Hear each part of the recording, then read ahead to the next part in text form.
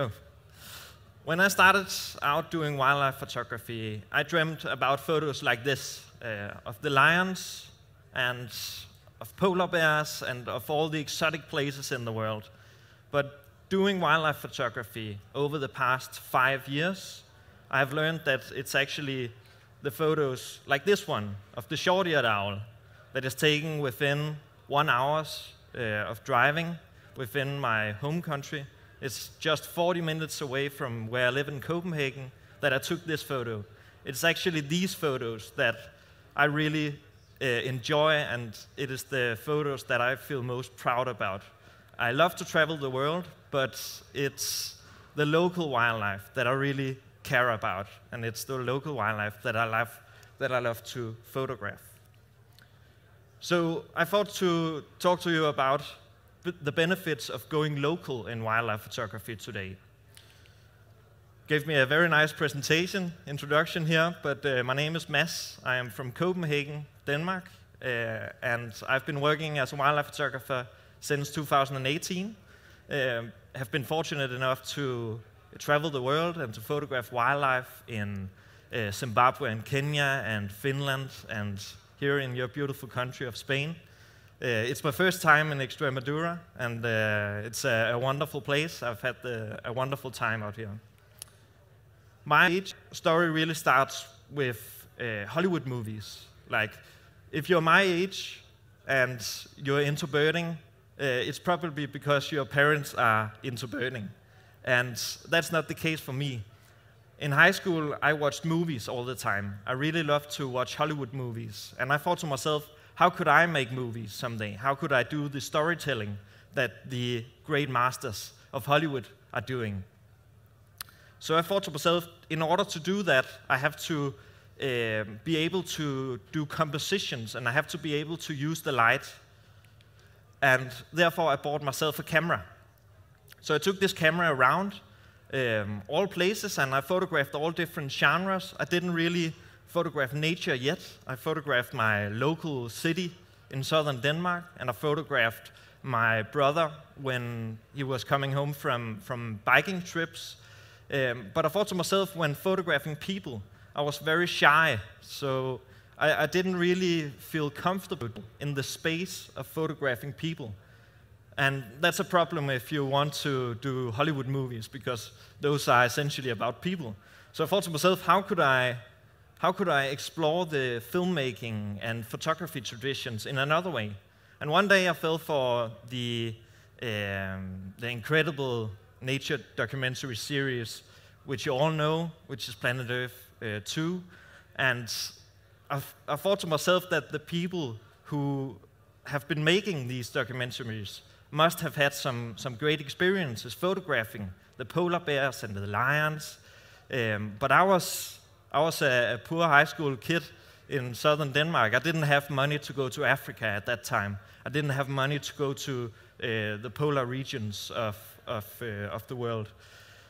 So I bought myself a camera, and I tried to explore my local place. I bought a Tamron 150 to 600 millimeter, and just took it with me down into my local forest to photograph.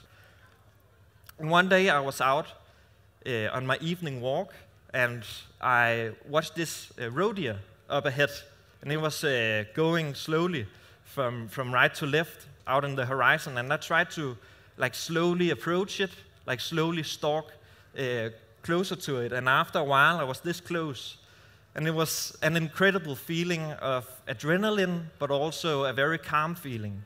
And that is essentially the feeling that I am chasing every day when I go photograph wildlife. Looking back at it, it's not my best photo, but it's definitely one of the best experiences of wildlife photography that I've ever had. And it is really that feeling that I am trying to gain every time I go into nature, even if it's local. This is quite local. This is an hour away from my home in Copenhagen. We have the white-tailed eagle in southern Sweden. If I venture a bit further away, it's the great gray owls of the dark forests of central Sweden. Or if it's on the other side of the world, like in Zimbabwe, where I photographed this lilac-breasted roller. It's essentially the same feeling I get every time I am in front of some wildlife. And it doesn't really matter if it's very exotic or if it's very local. This is a photograph I took in Kenya of a black-backed jackal with a kill in its mouth. And we were driving out on a game drive, and suddenly it was just there. I was very lucky to get this shot. And it was a nice experience, but I felt that in order to reproduce like this kind of photography, I had to plan more. This is another photograph I took in Denmark, and this photograph looks a bit like it, looks a bit like the black-backed jackal, but it's a photo that I planned over and over again. I planned for half a year to go to a very special group of islands in northern Denmark to see the black guillemot.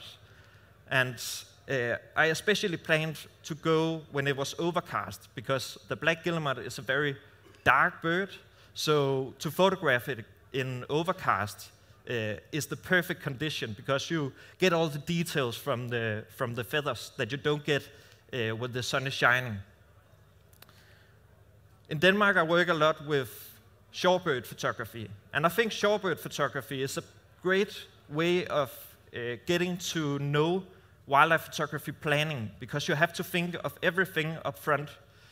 It's very easy to get into. I'm very fortunate. I'm from a country with 8,000 kilometers of coastline, even though it's very small. But essentially, all you need is a ghillie blanket and like a mat that you can lie on. And then you just have to place it in accordance to the sun and the tide, and then the shorebirds will come right to you. If I lie still enough, the birds will think that I'm a rock or some seaweed that is lying, and I can just wait for the tide to get closer, and with the tide comes all the shorebirds. That brings me to like the importance of planning your photos up front, because when you are doing height photography, when you're doing your own heights and you're not relying on commercial heights, then you have to think all those thoughts about composition and light up front before you lie down. Because when you are lying down underneath the ghillie blanket, you can't move. Like, you have to be completely still for 2 or 3 hours, and then it's just the rest is luck. But you have to plan everything up front. This is the pied everset that I really enjoy to photograph. It's really one of my favorite species to photograph in Denmark. And I especially like working with colors and working with backgrounds in my photos. Because the pied everset is quite a great black and white bird, then to bring a sprinkle of color into the background is a great way of livening up the photo. I tend to enjoy the calm photos a bit more than the very dramatic photos, like the black-backed jackal I showed you. I think it's a nice photo, but it's not something I would hang on my wall. And I try to photograph things that I would like to hang on my wall. Even though this is a very dramatic scene, the purple sandpiper is quite still, and it's just walking calmly through the waves. And you get like that contrast of the dramatic environment together with the very calm bird. And I really appreciate that. And I really like to photograph that. In Denmark, we're very fortunate to have the Wadden Sea in the southwest part of the country. We have like thousands of sanderlings, like millions of dunlins coming in to do the migration. And you can see a lot in very small place. This is a bar-tailed godwit that I photographed last year. I'm trying to get better at also photographing birds in flight, because in the past I've tend to prefer birds that are standing still, birds that are reflecting how I feel about being out into nature, and that is a very calm experience. So I try to mimic that in my photography. But I'm also trying to learn a bit about birds in flight. It's a whole new paradigm. And I really enjoy like planning out how to get the perfect flight shots. Sometimes you can also plane something with rarities, but it has to be a rare bird that is also accessible for a long time. It can't just be there for one day and you're going twitching it. Like sometimes when we get a northern hawk owl in Denmark, it will stay there over winter, and you can really work with it for a long time. Just when I was in the plane to go to Extremadura, I got a notification on my phone about a northern hawk owl just 30 minutes away from my home.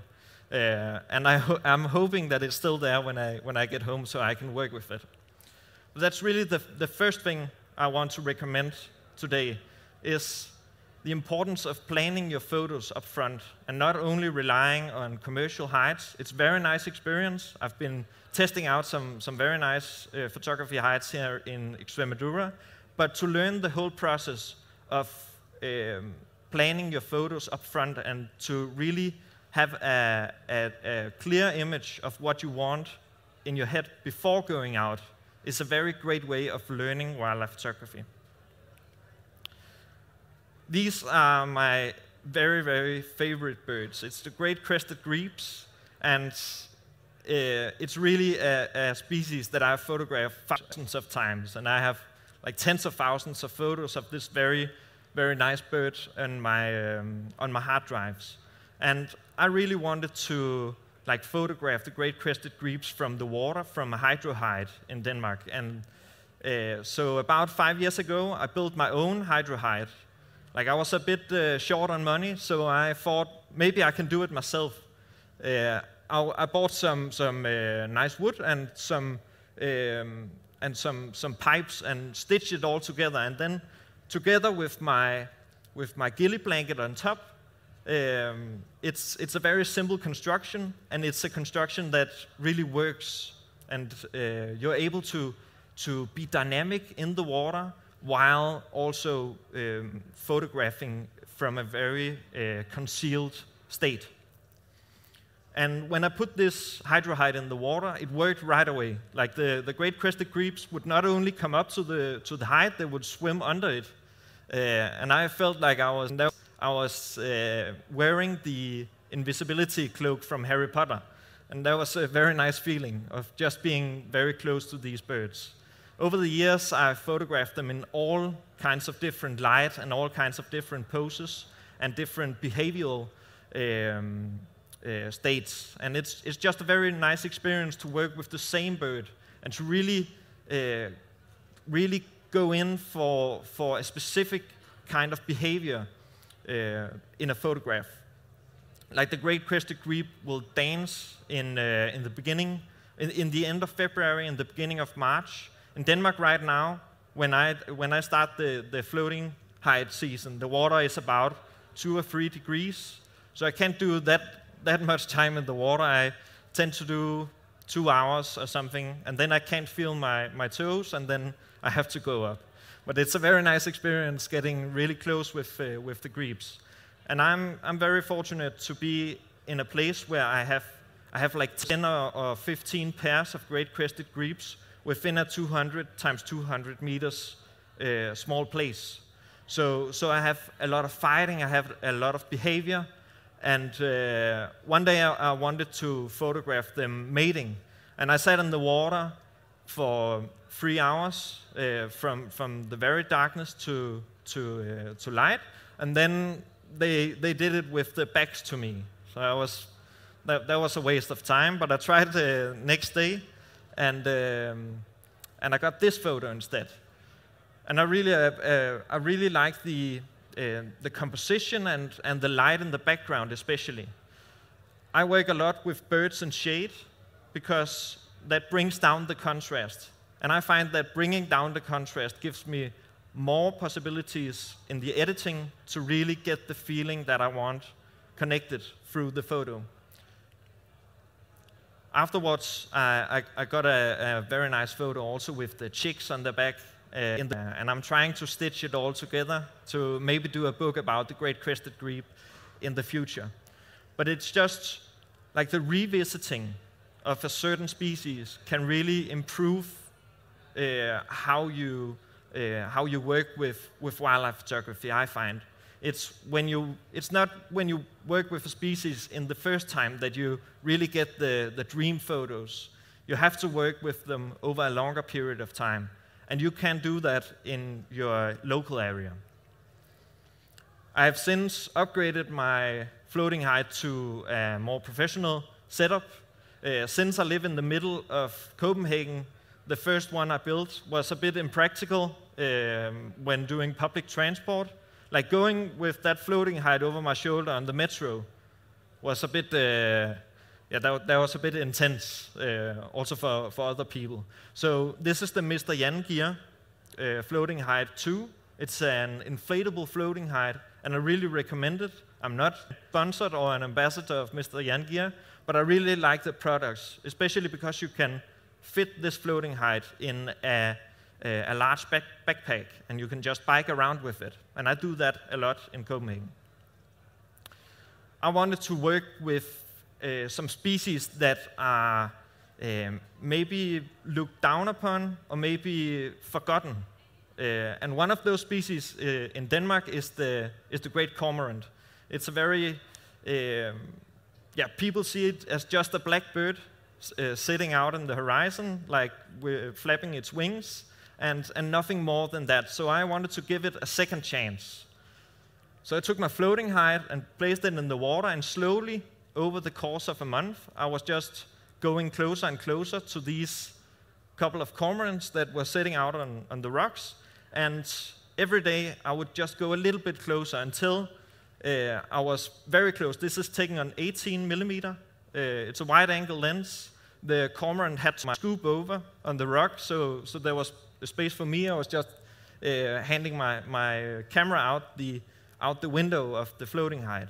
But when I was this close, I suddenly had the access of working with the cormorants however I would like, because they knew that I wasn't dangerous. I was just a part of the scenery. I was just something that wasn't dangerous. So they started like accepting the floating height in their environment, and they would sit up top of the floating height. It's a bit difficult to see, but that's a cormorant sitting on top of the floating height, and suddenly there was a bit less space in the floating height, and it also tends to smell because they poop a lot, those birds, when sitting up on top. But this really gave me the possibility of doing the exact portraits that I wanted to do and work with the light however I would like. And the greatest benefit of using a floating height is the dynamic of going from front light to backlight. Like you can do that very slowly in like half an hour. And that's just something that you can't do in a static height. I photographed this group of cormorants over the course of a spring, and every day I would try to make different compositions that I hadn't done before. This is an adult cormorant, but I really fell for a younger cormorant, which was just sitting, looking from side to side, and every so often, for a split second, it would just look right into the lens. So I sat there a whole morning waiting for that moment to happen, and this young cormorant suddenly did it, and I got the photo that I really wanted. And I'm very proud of that photo, and it's on the front cover of one of my books. But that could only happen because I had the access to going closer and closer to the cormorant over the course of longer time. I had the possibility of working with my local environment instead of like switching and going around seeing a lot of different birds. I'm not saying that it's better than going around the world and photographing like exotic birds, but it's another way of exploring wildlife photography, I think, to going local. Right now, I try to push the limits for doing hydrohide photography. In Denmark, we get a lot of ice and snow in the winter sometimes, and I try to go into the icy water with my floating height to try and photograph some of the Arctic species that is wintering in Denmark. That is where you can find like the tufted ducks and all the mergansers and smews. And it's just very nice to be photographing these species up close. In winter, when there's ice in the water, I can do maybe like an hour, and then I have to go up and try to take care of my feet again. But it's just very nice to work with golden eyes and work with some of the species that we have available to us in our place for birding, because it's right on the top of Central Europe, and it's right on the bottom of Northern Europe. So you get like the best of two worlds. Like you get the kingfishers, but you also get something like the mergansers, and all the smews and all that sort of stuff. This is a photograph I took earlier this month. It's a photograph that I've been planning the past 3 years, and I wanted to do it locally. I know there are other places in the world where you can get this photograph, and it's just a very nice bird. But I wanted to do it very locally, and therefore I tried to find the exact right place to get this photo, and fortunately enough, I got it. So that's really due to access. I had access to some of the great places where you can do wildlife photography, and I had access to some very local birds that I could explore in different ways over the course of some time. And that's really my 3 things that I want to share with you today. If you have the access to an area, you can revisit it over and over, and you can suddenly plan your photos for a longer period of time. Try to get the image in your head before you take it. And I find that to be a very, very nice way of doing wildlife photography. And with that said, thank you very much.